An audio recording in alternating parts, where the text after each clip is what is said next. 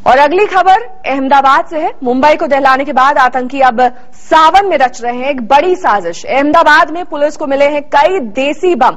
Police के छापे में पहले एक शख्स के घर में एक देसी बम बरामद किया गया, फिर उससे जब सख्ती से पूछताछ की गई तो उसने उगली साजिश की पूरी कहानी। इसके बाद अहमदाबाद के कई इलाकों से करीब 8 देसी बम बरामद किए गए हैं।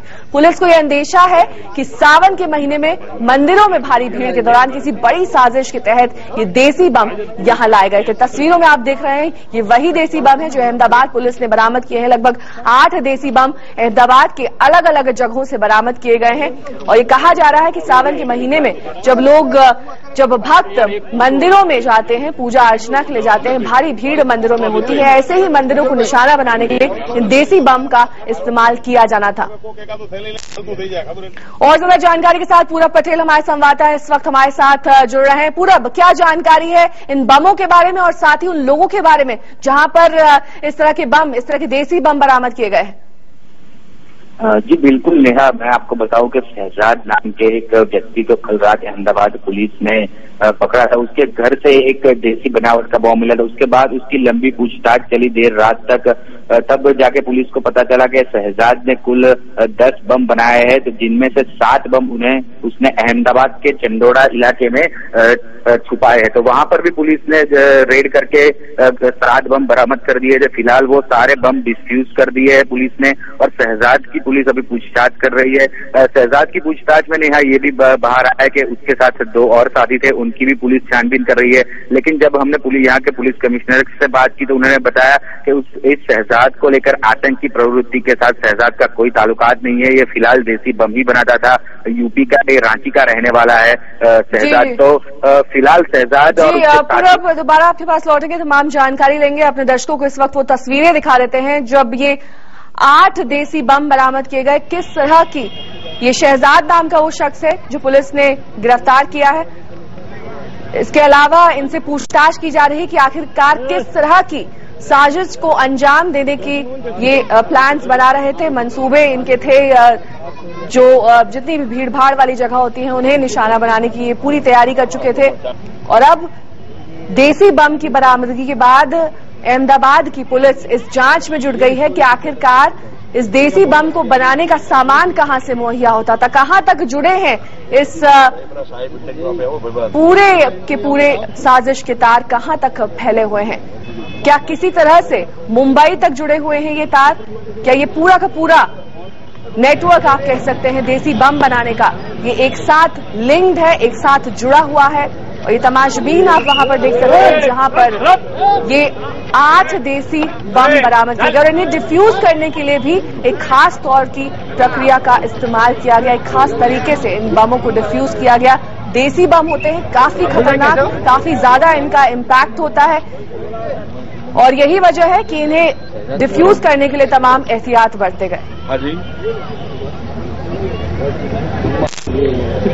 सावन के महीने में एक बड़ी साजिश को अंजाम देने के लिए इन 8 देसी बमों का इस्तेमाल किया जाना था, लेकिन वक्त रहते, मौका रहते अहमदाबाद पुलिस की मुस्तैदी कहिए कि उन्होंने ये 8 देसी बम बरामद कर लिया और एक बड़ी साजिश को यहां पर होने से रोक दिया।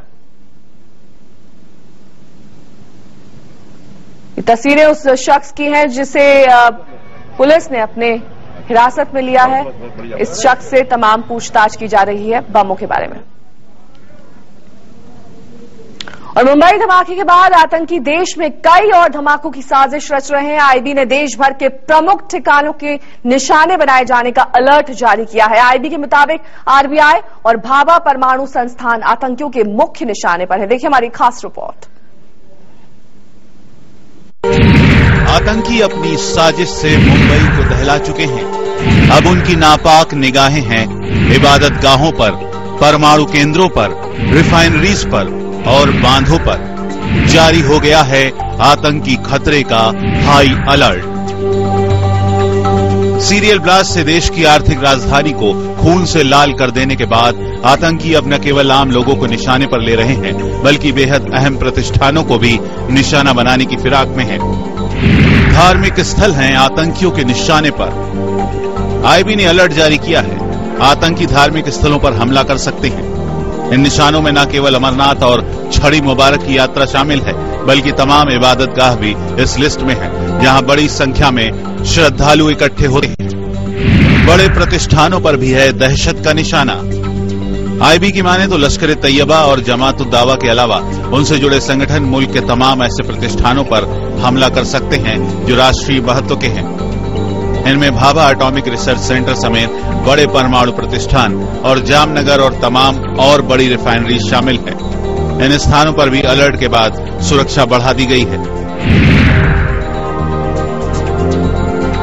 आईबी के अलर्ट के मुताबिक दहशतगर्द देश की मुद्रा के भंडार को भी निशाना बनाने की फिराक में है।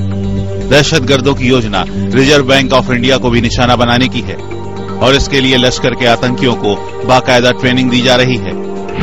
भाखड़ा नांगल बांध पर आतंकी खतरा। आतंकियों की एक और बड़ी साजिश है देश के सबसे बड़े बांध भाखड़ा नांगल बांध पर हमले की। आईबी ने जो खुफिया सूचना जारी की है उसके मुताबिक जमात उद दावा ने पाकिस्तान में खुलेआम अपने भाषणों में भाखड़ा नांगल पर हमले की धमकी दी है। खुफिया एजेंसियां पहले से मानती रही हैं कि लश्कर लंबे वक्त से अपनी आतंकियों को भाखड़ा नांगल पर हमले के लिए प्रशिक्षित कर रहा है। जाहिर है आतंकी केवल मुंबई पर हमला करके ही चुप बैठने वाले नहीं हैं और मुंबई की ही तरह अगर इस बार भी खतरे को गंभीरता से नहीं लिया गया तो मुंबई में जो हुआ वो दूसरी जगहों पर भी दोहराया जा सकता है। अमित कुमार, दिल्ली, न्यूज़ 24। और इस खबर के साथ रुकेंगे एक छोटी सी ब्रेक।